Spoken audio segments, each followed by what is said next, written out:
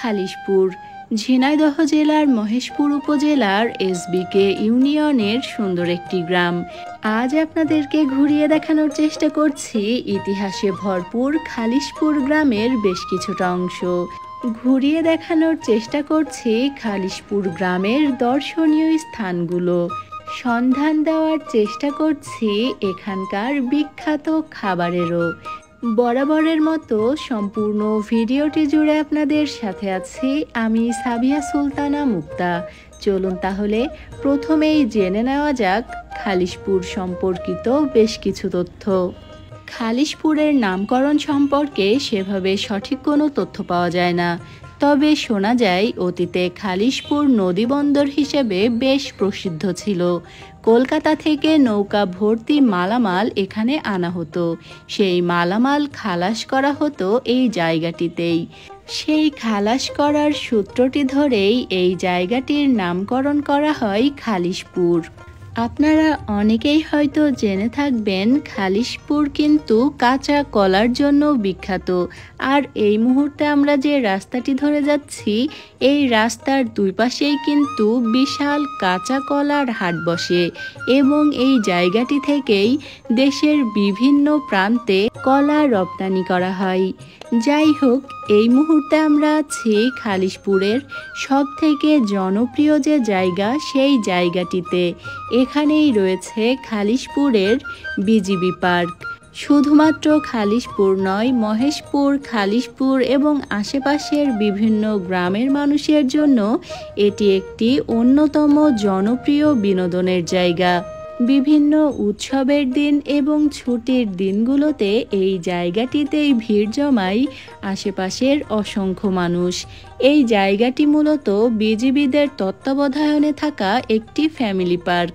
পার্কের ভিতরের অংশটি আপনাদেরকে একাধিকবার ঘুরিয়ে দেখিয়েছি। কপোতাক্ষ নদের পাড় ঘেঁষে তৈরি হওয়া পার্কটির মধ্যে রয়েছে শিশুদের জন্য বিভিন্ন ধরনের খেলনা এবং কয়েকটি দোলনা আর কয়েকটি ছোট ছোট বসার জায়গা। ভিতরে খুব বেশি কিছু না থাকলেও রয়েছে প্রাকৃতিক বাতাস আর সবুজ গাছপালার মেলা। এবং বিজিবি ক্যাম্পের সামনের যে রাস্তাটি, এই রাস্তাটিও ভীষণ সুন্দর। এই রাস্তাটিতে সকাল বা বিকালে হাঁটতে এলেও খুবই ভালো লাগবে। রাস্তার আশেপাশেও কিন্তু অনেকে ছবি তুলছিল। আপনারাও যদি প্রকৃতি ভালোবাসেন বা ছবি তুলতে ভালোবাসেন তাহলে খালিশপুরের এই রাস্তাটি আপনাদের ভীষণ ভালো লাগবে। আমি যতবারই খালিশপুরে যাই ততবারই এই রাস্তাটিতে একবার হলেও যাই, কারণ এই রাস্তাটি অনেক বেশি সুন্দর আর সবসময়ই অনেক বেশি ভালো লাগে। যাই হোক, এরপর আপনাদেরকে নিয়ে যাব খালিশপুরের আরও একটি ঐতিহাসিক দর্শনীয় স্থান দেখাতে। এই মুহূর্তে আমরা আছি খালিশপুর বাজার সংলগ্ন বীরশ্রেষ্ঠ হামিদুর রহমান স্মৃতি জাদুঘরের সামনে। বীরশ্রেষ্ঠ হামিদুর রহমানের জন্মস্থান কিন্তু খর্দখালিশপুর গ্রামে, খালিশপুর বাজার থেকে কয়েক কিলোমিটার দূরেই। এবং খালিশপুরেই তৈরি করা হয়েছে বীরশ্রেষ্ঠ হামিদুর রহমান স্মৃতি জাদুঘর ও পাঠাগার। কখনো খালিশপুর এলে অবশ্যই এই জায়গাটি থেকে ঘুরে যাবেন। এরপর আপনাদেরকে ঘুরিয়ে দেখাচ্ছি খালিশপুরের আরও একটি দর্শনীয় স্থান, খালিশপুরের ঐতিহাসিক নীলকুঠি ভবন। যদিও ভবনটির অবস্থা এখন খুবই খারাপ, তারপরও কালের সাক্ষী হয়ে আজও দাঁড়িয়ে আছে জরাজীর্ণ এই নীলকুঠি ভবনটি।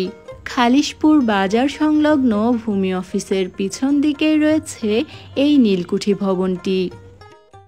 এই মুহূর্তে আমরা আছি খালিশপুর বাস স্ট্যান্ডে।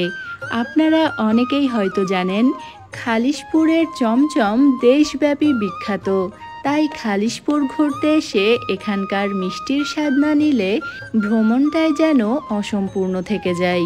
তাই আমরাও গেলাম খালিশপুরের চমচমের স্বাদ নিতে। যে দোকানটিতে সবথেকে বেশি ভিড় ছিল আমরা সেই দোকানটিতেই গেলাম, কারণ জিনিস যেটা ভালো সেখানেই তো সবাই ভিড় জমাবে। আমাদের চোখের সামনেই পরপর এই যে পাত্রটি রয়েছে এই পাত্রের 2 পাত্র মিষ্টি শেষ হয়ে গেল, আর তৃতীয় পাত্রে আসার পর আমরা মিষ্টি পেলাম। তাহলেই বুঝতে পারছেন যে দোকানটিতে কতটা ভিড় ছিল। এখন যে মিষ্টিগুলো প্যাক করা হচ্ছে এই মিষ্টিগুলো আমাদের জন্য।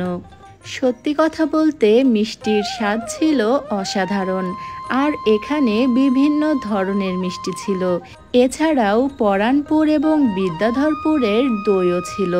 তবে আমরা ভাবলাম পরানপুর এবং বিদ্যাধরপুর যেয়েই আমরা সেখানকার দইয়ের স্বাদ নেব। যাই হোক, মিষ্টি কেনার শেষে দেখি এখানে মুক্তার মিষ্টান্ন ভাণ্ডার রয়েছে। আমার মিষ্টির দোকান থাকতে আমি আবার কেন অন্য দোকান থেকে মিষ্টি কিনলাম, এই আফসোস করতে করতে চলে এলাম খালিশপুরের বিখ্যাত শরবত খেতে। এখানে অথেন্টিক বেলের শরবত, লেবুর শরবত থেকে শুরু করে আরও বেশ কয়েক ধরনের শরবত পাওয়া যায়।